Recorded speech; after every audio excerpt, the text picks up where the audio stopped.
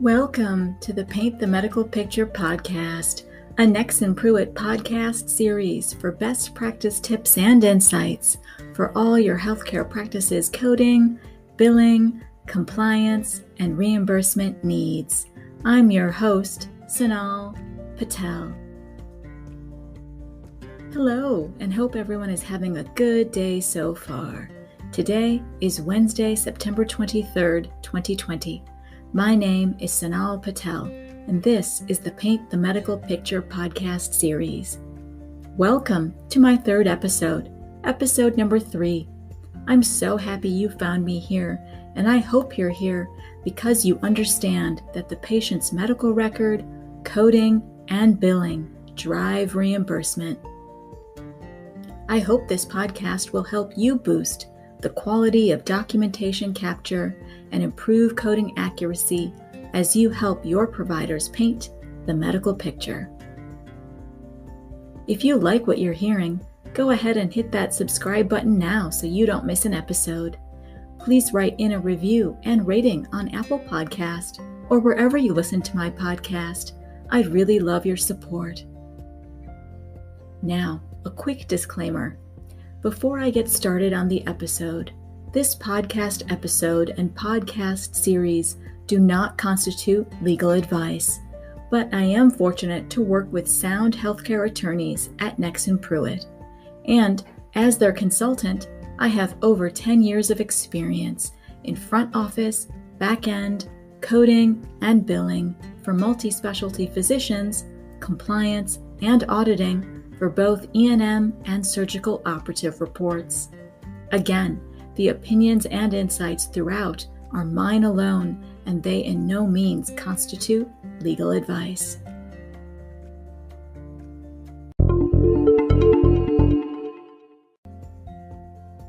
So, let's get into some industry news in what I call Newsworthy. It's that time of year for those of us in the business of medicine. Manual after manual are being published and will be released very, very soon. Our International Classification of Diseases, 10th Revision, Clinical Modification, or ICD-10-CM, codes for fiscal year 2021 are being published in about 2 weeks on October 1st, 2020. I hope everyone has ordered their books and are not waiting until January 1st, 2021, since these new codes are effective on October 1st. I wanted to go over the new and revised guidelines for ICD-10-CM. There are a total of 14 new guidelines. 13 of those guidelines are for, no surprise here, for COVID-19, how to code, how to report. And the other new one is for how to code, how to report vaping-related disorders. Some of these new guidelines will be found in Chapter 1 for certain infectious and parasitic diseases, Chapter 15 for pregnancy, childbirth, and the puerperium, and Chapter 16 for certain conditions originating in the perinatal period. And also Chapter 10 for diseases of the respiratory system will contain the vaping-related disorders. There are also 8 revised guidelines in ICD-10-CM, so be sure and check which areas affect you, which areas affect your provider. Another 2 new and 2 revised guidelines are included in the International Classification of Diseases Procedure Coding System as well, or ICD-10-PCS. So make sure you check what will impact and affect your facility. The Centers for Disease Control, the CDC, has a 126-page PDF of all of the coding and reporting for ICD-10-CM for fiscal year 2021 that I have reviewed. Now, I cannot address everything in this one episode, but I will discuss all the COVID-19 and just a few new codes that excite me. So, some highlights for me include the coronavirus infections in Chapter 1 for certain infectious and parasitic diseases, simply because this clarifies for me all of the changes and more changes I have experienced since March 2020. For COVID-19 infections, code only confirmed cases. Code only a confirmed diagnosis of the 2019 novel coronavirus disease, COVID-19, as documented by the provider or documentation of a positive COVID-19 test result. For a confirmed diagnosis, assign code U07.1 COVID-19. This is an exception to the hospital inpatient guideline found in Section 2H. In this context, confirmation does not require documentation of a positive test result for COVID-19. The provider's documentation that the individual has COVID-19 is sufficient. And if the provider documents suspected, possible, probable, or inconclusive COVID-19, do not assign code U07.1. Instead, code the signs and symptoms reported, and they alert you to see a specific guideline. Now, for the sequencing of codes. When COVID-19 meets the definition of principal diagnosis, code U07.1 COVID-19 should be sequenced first, followed by the appropriate codes for associated manifestations, except when another guideline requires that certain codes be sequenced first, such as obstetrics, sepsis, or transplant complications. For a COVID-19 infection that progresses to sepsis, they alert you to see the section for sepsis, severe sepsis, and septic shock. They also alert you to see a section for COVID-19 infection in pregnancy, childbirth, and the puerperium. They also alert you to see a specific section for COVID-19 infection in newborn.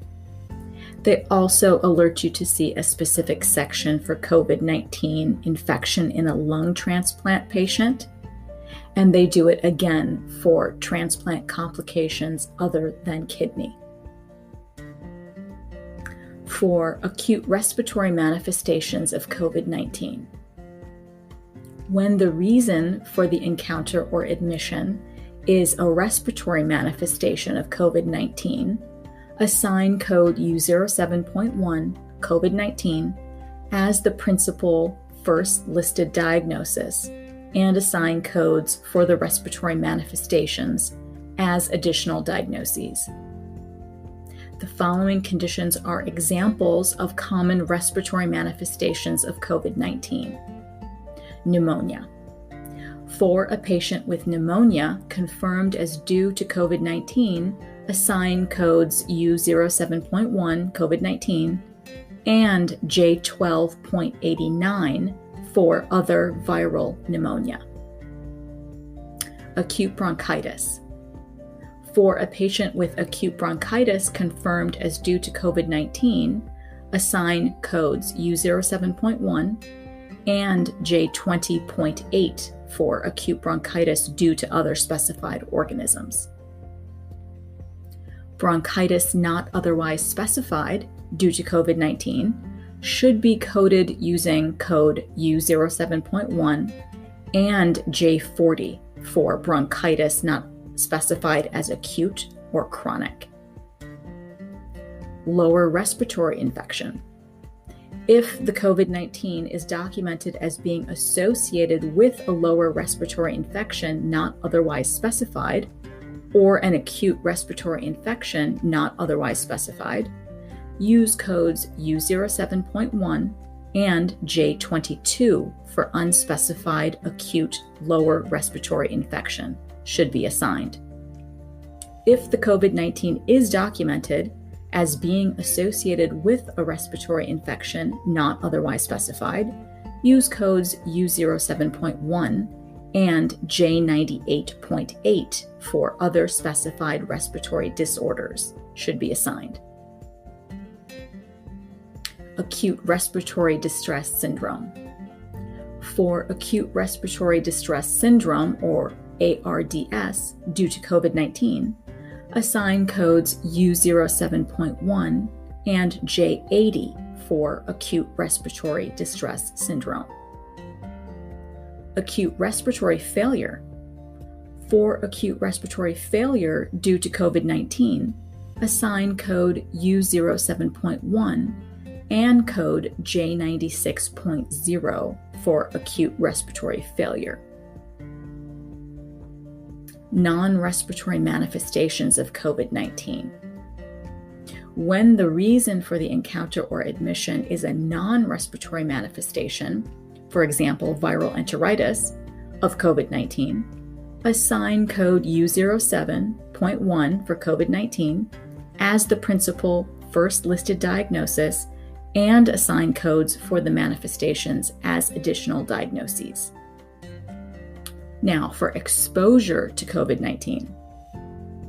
For asymptomatic individuals with actual or suspected exposure to COVID-19, assign code Z20.828, contact with and suspected exposure to other viral communicable diseases. For symptomatic individuals with actual or suspected exposure to COVID-19, and the infection has been ruled out, or the test results are inconclusive or unknown, assign code Z20.828 for contact with and suspected exposure to other viral communicable diseases. They also alert you to see a specific guideline for contact exposure for additional guidance regarding the use of Z20 codes. Now, if COVID-19 is confirmed, they again alert you to see a specific guideline. Moving on to screening for COVID-19. During the COVID-19 pandemic, a screening code is generally not appropriate. For encounters for COVID-19 testing, including preoperative testing, code as exposure to COVID-19. They point you to the right guideline. However, coding guidance, they alert you here, will be updated as new information concerning any changes in the pandemic status becomes available. So they're alerting us right here that things may change when they receive more information on the status of the pandemic. Signs and symptoms without definitive diagnosis of COVID-19. For patients presenting with any signs or symptoms associated with COVID-19, such as fever, but a definitive diagnosis has not yet been established, assign the appropriate codes for each of the presenting signs and symptoms, such as R05 for cough, R06.02 for shortness of breath, and R50.9 for fever unspecified. If a patient with signs and symptoms associated with COVID-19 also has an actual or suspected contact with or exposure to COVID-19, assign Z20.828, contact with and suspected exposure to other viral communicable diseases, as an additional code. Now, for asymptomatic individuals who test positive for COVID-19. For asymptomatic individuals who test positive for COVID-19, they point you to the right guideline. Although the individual is asymptomatic, the individual has tested positive and is considered to have the COVID-19 infection. For personal history of COVID-19. For patients with a history of COVID-19, assign code Z86.19, personal history of other infectious and parasitic diseases. For follow-up visits after COVID-19 infection has resolved. For individuals who previously had COVID-19 and are being seen for follow-up evaluation and COVID-19 test results are negative, assign codes Z09 for encounter for follow-up examination after completed treatment for conditions other than malignant neoplasm, and code Z86.19 for personal history of other infectious and parasitic diseases. And finally, for encounter for antibody testing. For an encounter for antibody testing that is not being performed to confirm a current COVID-19 infection, nor is a follow-up test after resolution of COVID-19, assign code Z01.84, Encounter for Antibody Response Examination. Follow the applicable guidelines above if the individual is being tested to confirm a current COVID-19 infection. For follow-up testing after a COVID-19 infection, see a specific guideline. Phew, that's done. Well, until there's another tweak. These are all of the guidelines for COVID-19 to date that you can expect to read for yourself in your fiscal year 2021 ICD-10-CM manuals when they soon arrive at your front door. Now, moving on.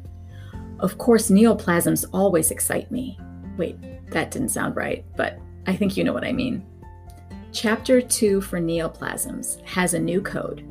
This new code is C93.1 for chronic myelomonocytic leukemia, with a code also, if applicable, eosinophilia, D72.18.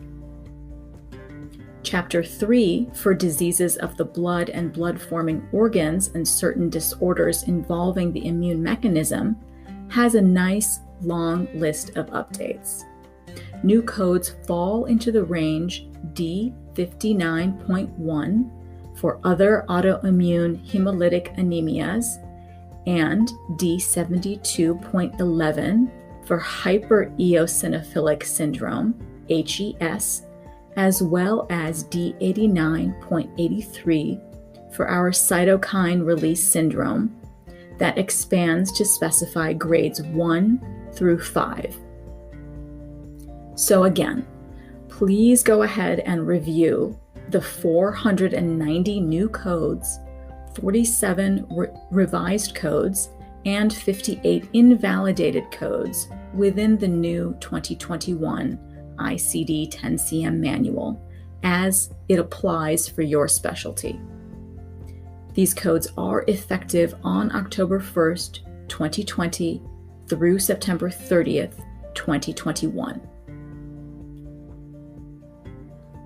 Also newsworthy is the ICD-10 Coordination and Maintenance Committee that met virtually earlier this month via Zoom on September 8th through September 9th.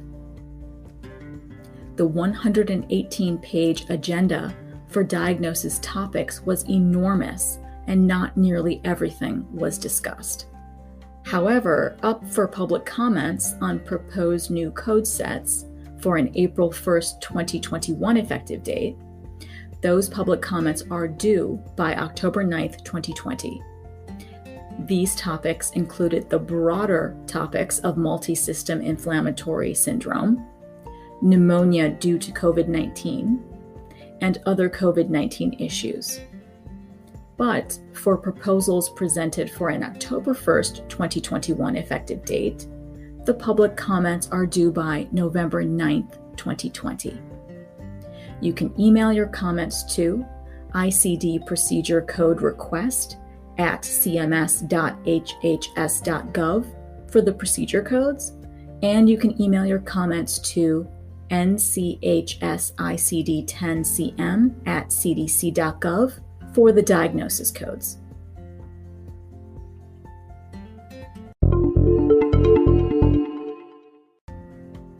And now it's time for my best practice tip in what I call Trusty Tip. When it comes to compliance with time-based codes, I always recommend my bonus points for best practice is to document both start and end times within the EMR system. Documenting the total time spent is also favorable within the assessment portion of the SOAP note. It's very important to know that a unit of time is met when the midpoint of time has passed. Like, if a service description says 30 minutes, your provider must perform and document at least 16 minutes of time and of service. Remember, time thresholds must always be met for E&M services that are time-based, and the provider wants to use time to meet the service definition, like all of our new office and outpatient E&M codes that are effective January 1st, 2021. It's critical to take time to understand time-based services, avoid confusion, and maintain compliance. But by painting all the fine details of accurate time for service in the medical picture, a provider's documentation will support the code selection by its very definition. The medical necessity will be supported for a certified medical coder to abstract codes with accuracy.